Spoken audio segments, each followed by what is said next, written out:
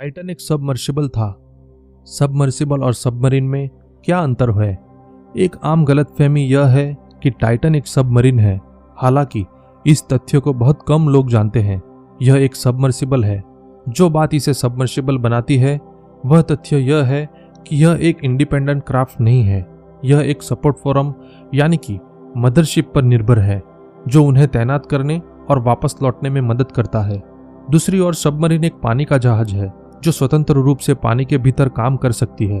Titan submersible की खासियत चालक समेत 5 लोगों के बैठने की क्षमता। टाइटन सबमर्सिबल 6.7 मीटर लंबी, 2.8 मीटर चौड़ी और 2.5 मीटर ऊंची होती है। इसमें एक्रेलिक की खिड़की बनी होती है जिससे बाहर देखा जा सकता है। सिर्फ 96 घंटे की ऑक्सीजन होती है। सबमर्सिबल में बैठने के लिए कोई शीट नहीं होती है, बल्कि एक सपाट फर्श होता है। सबमर्सिबल की बाहरी सतह 5 इंच मोटी होती है। टाइटन सबमर्सिबल एक मिनी वैन के आकार का था और इसके फर्श पर 5 से 6 लोग ही बैठ सकते थे। टाइटैनिक के मलबे तक पहुंचने के लिए इसका अभियान आमतौर पर 8 घंटे तक चलता है।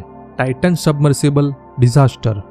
ओशन गेट का टाइटन सबमर्सिबल 19 जून को 5 लोगों के साथ टाइटैनिक जहाज का मलबा देखने के अभियान पर निकला था। हालांकि दुखद हादसे में उस पर सवार सभी 5 लोगों की मौत हो गई। आइए जानते हैं हादसे में जान गंवाने वालों के ऐतिहासिक सफर और उनके बारे में। टाइटैनिक जहाज का मलबा देखने समुद्र में मीलों नीचे गए अरबपतियों के रोमांचक सफर का दुखद अंत हुआ। सबमर्सिबल के लापता होने के बाद अब सभी यात्रियों को मृत घोषित कर दिया गया है।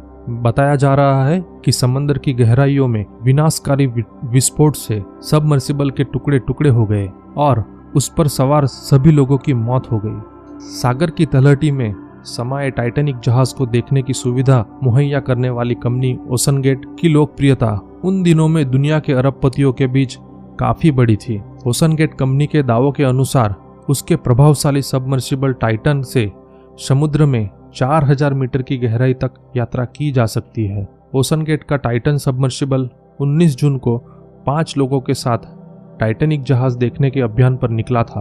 हादसे में मारे गए 5 लोगों में ये थे शामिल।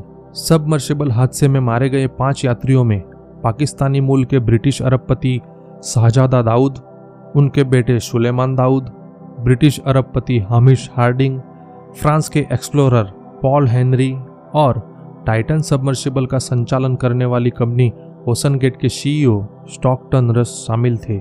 एक्सन एविएशन के चेयरमैन हामिश हार्डिंग। टाइटन के चालक दल में ब्रिटिश उद्यमी और खोजकर्ता हामिश हार्डिंग शामिल थे। यह पहली बार नहीं था जब वे ऐसे साहसिक अभियान का हिस्सा बने थे। उनके नाम इन्वेस्टिगेशन आधारित गतिविधियों में शामिल होने के लिए 3 गिनीज वर्ल्ड रिकॉर्ड हैं। वे बाहरी अंतरिक्ष में जाने वाले ब्लू ओरिजिन के अभियान में भी शामिल थे। मीडिया रिपोर्ट्स के अनुसार हामिश हार्डिंग ही वह ब्रिटिश व्यवसायी थे जिन्होंने नामीबिया से 8 चीतों को भारत लाने में भारत सरकार की मदद की थी।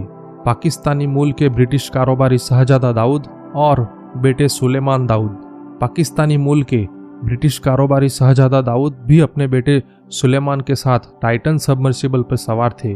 दाऊद पाकिस्तान के सबसे धनी परिवारों में से एक है, हालांकि वे ब्रिटेन में रहते थे। इस अभियान में साथ गए उनके बेटे सुलेमान की उम्र 19 साल थी। पॉल हेनरी उर्फ मिस्टर टाइटैनिक। टाइटन सबमर्सिबल में सबसे अनुभवी व्यक्ति फ्रांसीसी समुद्री गोताखोर पॉल हेनरी नार्जियोलेट थे।